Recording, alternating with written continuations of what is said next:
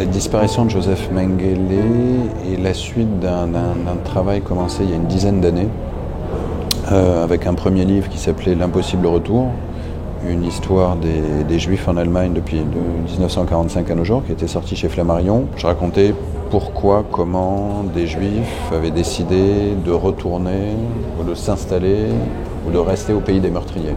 Et évidemment, j'ai étudié le rapport des Allemands à leur mémoire, le rapport de l'Allemagne à sa propre mémoire. Donc ça, c'était un grand récit historique. Ensuite, quelques années plus tard, il y a eu un film qui est sorti il y a 2 ans en Allemagne. C'est un film allemand qui est sorti l'an dernier en France. En France, ça s'appelle Fritz Bauer, un héros allemand. En préparant ce film, j'ai beaucoup lu sur l'Argentine des années 50. Et donc, à plusieurs reprises, je suis tombé sur Mengele, et notamment le rapport assez fascinant entre Mengele et Eichmann. Et là, je me suis dit, il y a peut-être une histoire à raconter.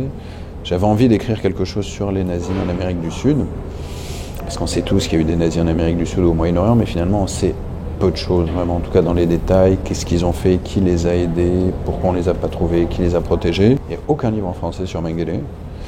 Et comme je connais bien l'Allemagne et que je connais bien l'Amérique du Sud, finalement, l'histoire de Mengele en Amérique du Sud était un peu au croisement de tout ce qui m'a intéressé ces 10 dernières années. Moi, j'ai jamais écrit sur la Seconde Guerre mondiale, je m'intéresse à l'après. Je m'intéresse à l'après parce que je considère qu'on est toujours dans l'après, d'une certaine manière. Parce que pour moi, il n'y a pas que la Seconde Guerre mondiale. Pour moi, c'est une longue période qui va de 1914 à 1945. Donc il y a les 2 guerres mondiales et il y a l'entre-deux-guerres.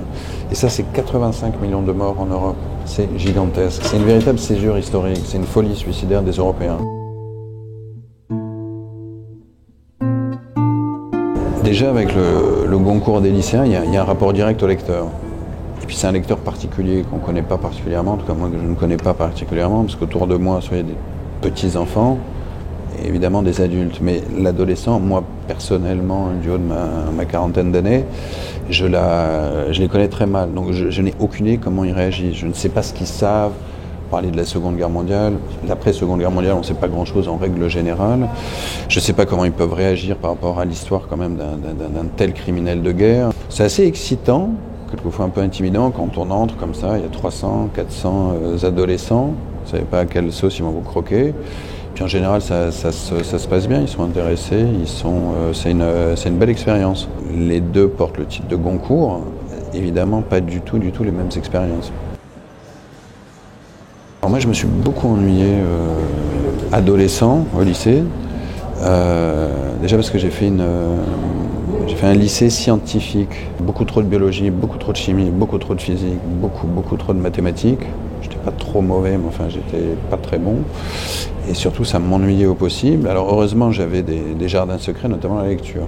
J'ai toujours beaucoup lu, j'ai commencé très tôt. J'ai toujours eu un rapport presque passionnel à l'objet livre et à l'objet journal. J'ai eu la chance d'avoir une mère qui m'a emmené très tôt en librairie et qui m'a fait partager sa passion des livres. Je crois que j'ai commencé à lire les grands romanciers russes. Ça a été une bonne claque.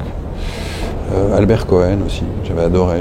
Manche-Clou, Les Valeureux, Pas encore Belle du Seigneur. Qu'est-ce que j'ai pu lire? Maupassant.